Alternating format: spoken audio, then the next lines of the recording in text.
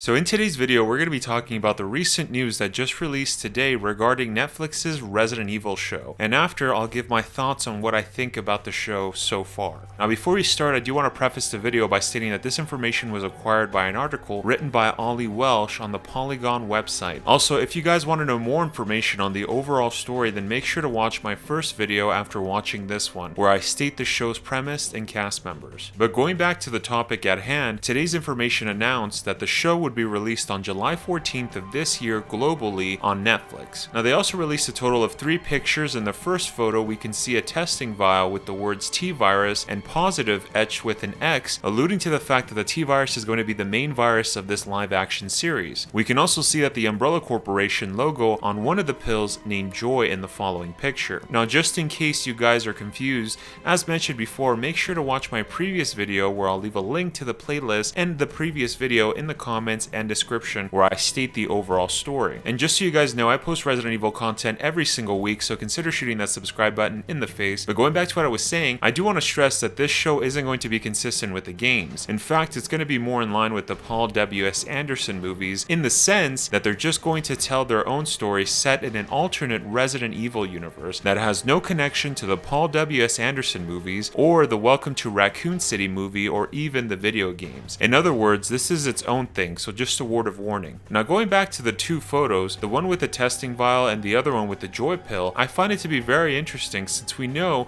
that the show will take place in New Raccoon City. Now I am assuming, since this is just my theory, but I'm assuming that the reason there's a testing vial is because the Umbrella Corporation has probably made and released a vaccine for the T-virus, since we do know that the show is taking place 26 years after the initial outbreak and what I'm assuming was in Raccoon City, since we do know for certain that the show takes place in New Raccoon City, which in turn leads me to believe that the reason they have a testing vial is probably because the show is going to be taking inspirations with our real world events that's occurred with the pandemic. Now my theory is that we're probably going to see the Umbrella Corporation try to mutate the virus on purpose, and they're probably going to make a new strain which will ultimately lead us, the viewers, to the second timeline in the future where we'll see that the whole world is pretty much infected, which makes it very similar to the Paul W.S. Anderson movies. Also, I'm very curious to know what that Joy pill is. Is that a cure that the Umbrella Corporation made to stop the outbreak that occurred 26 years ago? Or is it a potential temporary cure, kind of like what the game Dead Rising 2 proposed in their story, where we see that a pharmaceutical companies made a temporary cure that needs to be taken every 24 hours to combat the virus from taking over, and if you miss one dose then you run the risk,